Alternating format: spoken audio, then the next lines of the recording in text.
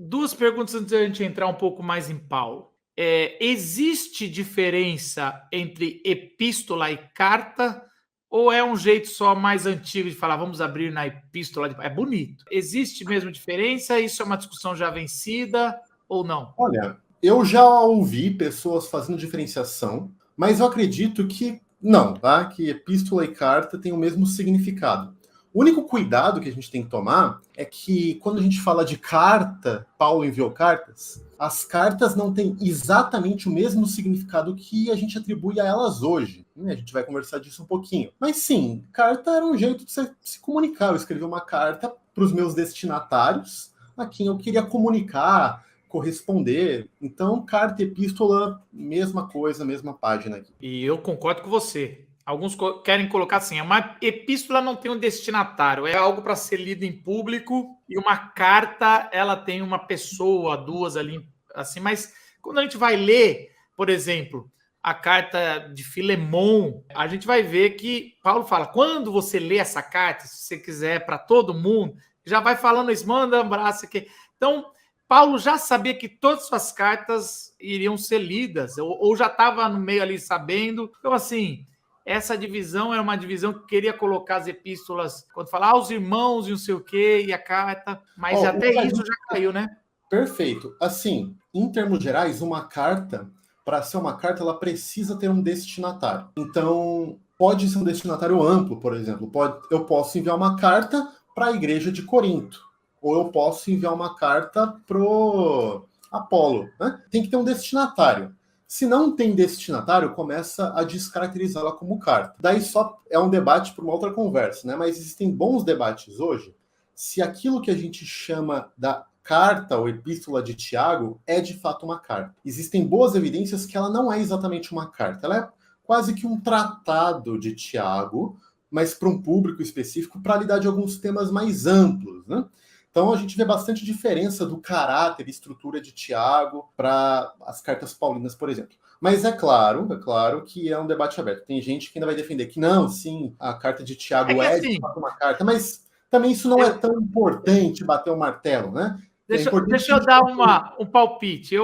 Quando eu estudei a estrutura de Tiago, a gente percebe claramente que a estrutura de Tiago é uma estrutura muito do Antigo Testamento, dos profetas ali. Ele faz os paralelos igual Jesus fez no Sermão do Monte. Só que é óbvio que ele está num tempo de carta, então é uma mistura. É um negócio assim que tem uma mistura. Eu entendo os que falam que não é uma carta, porque quando você compara com Paulo e outras cartas, tem algumas diferenças. E na verdade é aquilo mesmo. Não importa muito, né? Como é que você vai chamar, o importa é você entender qual é a linha de pensamento dele. Perfeito. Agora, quando a gente estuda cartas do primeiro século, cartas ali daquele contexto, já se acharam muitas cartas. E assim dizem que é 11 mil cartas, pedaços de cartas. Então, as cartas eram muito comuns, principalmente pelo Império Romano. Perfeito. Não era barato, era caro, né? Uma vez eu conversando com o nosso amigo Vitor Fontana, ele falando que uma carta ali naquele podia chegar a 100 mil reais, se fosse tentar trazer para os dias de hoje. Era muito caro. Só um ponto, Marcos. Até por isso, fala assim, por que Paulo não escreveu uma carta para cada um da comunidade? Cara, era um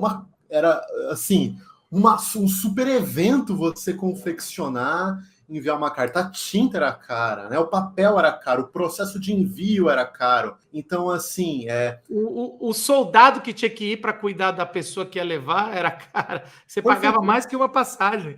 Então, vale a pena lembrar que enquanto a gente, quando está conversando hoje em dia com as pessoas via até e-mail, mas Zap, etc., a gente escreve qualquer coisa, porque você pode corrigir depois, as cartas elas eram muito bem elaboradas e trabalhadas antes de serem enviadas. Cada coisa que está lá na carta foi bem escolhida, porque cada espaço gastava energia e dinheiro, e eram bens escassos. Agora você imagina como era em época da pedra, né? De talhar na pedra igual os mandamentos, igual...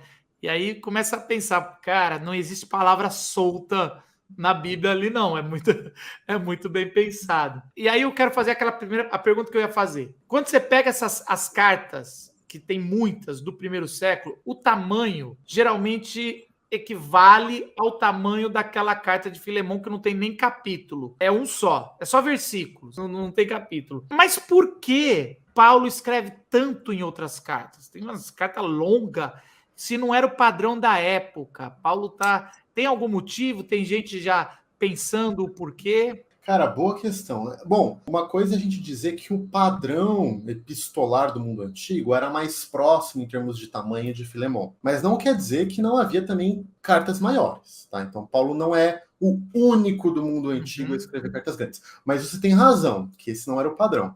Agora veja, para a gente entender bem Paulo e suas cartas, um ponto importante. As cartas de Paulo eram um meio de Paulo se fazer presente naquela comunidade, naquela igreja. Era o meio que ele tinha de se tornar carne no meio dos seus irmãos. Né? Ele não podia estar fisicamente lá muitas vezes, porque às vezes ele estava preso, às vezes ele estava enroscado em outro canto do mundo, estava sendo perseguido, ou, sei lá, estava fazendo ministério em outra cidade. Então ele não podia viajar para ir para Roma facilmente, não podia viajar. Lembra, no mundo antigo, não só escrever carta era mais caro, mas viajar também era um evento complicado. Então, as cartas de Paulo eram mecanismos dele comunicar e se fazer presente lá, né?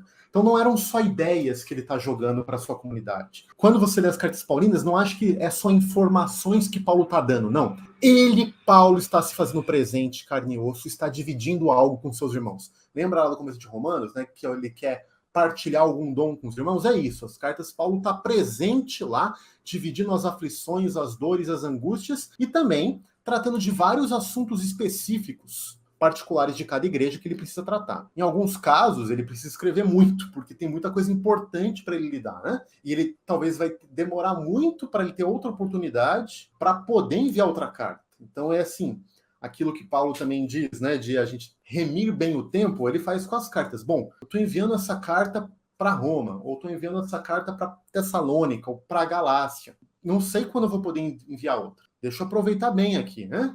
Então, eu vou talvez gastar mais tempo, mais espaço, mas eu preciso me fazer presente e tem algo que eu preciso comunicar para essa igreja em particular. Tem mais um motivo, Marcos, só concluindo aqui. Muitas vezes, o Paulo é um cara muito astuto, muito inteligente, é um gênio. Né? Então, Paulo muitas vezes, em vez só de falar, ó, igreja aí, ô igreja da vila, vocês precisam mudar isso, isso, isso. Muda A, B e C na vila, hein, que não tá legal. Em vez de ele chegar e falar isso direto, ele cria um tipo de base retórica, de proximidade, através da carta, para então falar de pontos sensíveis. Veja, mesma coisa, né? Imagina, sei lá, que você como pastor precisa conversar com um discípulo seu que você acha que está fazendo algumas escolhas não boas na sua vida. Dificilmente um pastor experiente vai já chegar, né, abrindo a carteirada, dando paulada. Não, ele vai criar algum tipo de conexão, de troca, falar, ó, eu sou seu irmão, olha quem eu sou, olha a minha história, olha a nossa história juntas, entendemos? Você entendeu quem que a gente é em Cristo, a nossa conexão? Você lembra o que aconteceu no passado? Como tudo começou? Bom, então deixa eu te falar alguma coisa. Imagina, só para fechar o exemplo, que você vai admoestar um irmão que você não vê há um ano. Faz um ano que você não vê esse irmão. Então é mais difícil ainda de você já chegar dando carteirada, né? Talvez alguém que você conviva diariamente, sim. Mas Paulo escrevia cartas ou para igrejas que ele estava, às vezes, semanas, meses e anos sem ver pessoalmente aqueles irmãos, ou até para algumas, no caso de Roma, que ele não conhecia a maioria daquelas pessoas. Então ele precisa criar uma ponte com aquelas pessoas, antes de poder dar as cutucadas que ele precisa. Existe uma outra coisa, Marcelo, que é que o Paulo não é patrocinado pelo governo.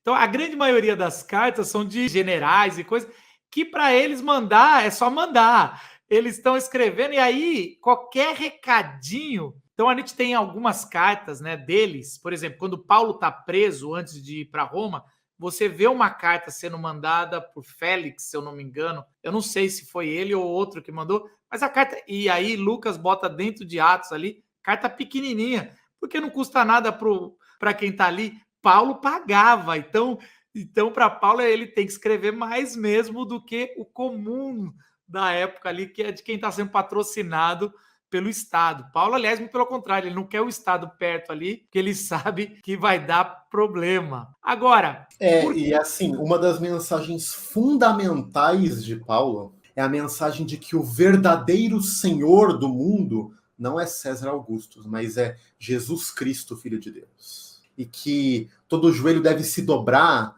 não a César Augusto, mas a Jesus Cristo. Que o grande evento do mundo não é o nascimento do filho de César, mas é o nascimento do filho de Deus. Então ele sabe que no coração da mensagem que ele tem para anunciar existe um choque com toda a ideologia e política do mundo romano. Ele sabe disso. E por isso ele não pode depender desse patrocínio estatal. Aliás, deixa eu então ir por esse caminho, daqui a pouco a gente volta um pouco nas estruturas da carta. Um pouco na mensagem. Paulo, ele está tendo... Quando eu li a biografia de Paulo, do N.T. Wright, é muito interessante como ele vai trazer que Paulo, e com a sua mensagem do evangelho, principalmente Paulo está resolvendo muito problema de lei, do sábado, da comida, e outros que eram comuns ao povo judeu, mas que agora para os gentios ele está resolvendo. E parece o seguinte, que os judeus que perseguiam Paulo, eles estavam dizendo o seguinte, quanto mais, Paulo, você prega essa liberdade, mais a gente vai ter perseguição de Roma. Por quê? Eles tinham vários privilégios talvez não, mas eles tinham alguns privilégios. Eles, por guardar o sábado, não precisavam se alistar ao exército romano. Eles, pela nudez, que para o judeu era algo muito complicado, eles não participavam dos Jogos Olímpicos ou jogos que tinham lá na época. E vários outros. Então, a mensagem de Paulo de liberdade é uma mensagem que foi perigosa para Jerusalém, tanto foi que os judeus que sobraram depois da invasão culparam muito os cristãos e houve uma ruptura aí, porque antes da queda de Jerusalém era uma coisa só, é o judeu aquele ali, aquele que fala de Jesus, aquele outro, tinha muitas facções. Então essa mensagem de Paulo, ele não tinha que tomar cuidado só com os romanos que se vissem e falavam, não, é César, mas também com o seu povo, né? Com o povo que ele tanto ama. Perfeito, cara. E assim, um outro elemento importante para a gente ter em mente quando vai ler o Novo Testamento todo, né? Não só as cartas paulinas, é que é muito comum a gente pensar nos judeus do primeiro século como uma entidade única. Sei lá, você fala assim, os brasileiros hoje em dia. Mas pensa, gente, brasileiros estão divididos, fraturados, economicamente, politicamente, por uma série de características. A gente está dividido. Os judeus do primeiro século, haviam também várias divisões, né? Não era uma coisa monolítica, como se todo judeu pensasse igual, todo judeu tivesse a mesma interpretação da Torá, tivesse a mesma relação com Roma, não. Então, Paulo, ele entra em uma série de polêmicas com diversos desses grupos judeus e por diversos motivos. Então, veja, tem uma casta, inclusive o sacerdócio, parte do sacerdócio judaico, ele é comungado com os romanos, certo? Os fariseus e outros grupos já não, eles têm um tipo de polêmica até violenta com os romanos. Para eles, os romanos são os pagãos inimigos de Deus. Eles são os inimigos, inclusive, contra quem as promessas de Deus apontam, né? Então, Paulo, ele não está, entre aspas, em polêmica com o judeu, ele está em polêmica com diversos grupos e facções judaicos do primeiro século. Isso tudo é uma grande complicação, por um lado, né?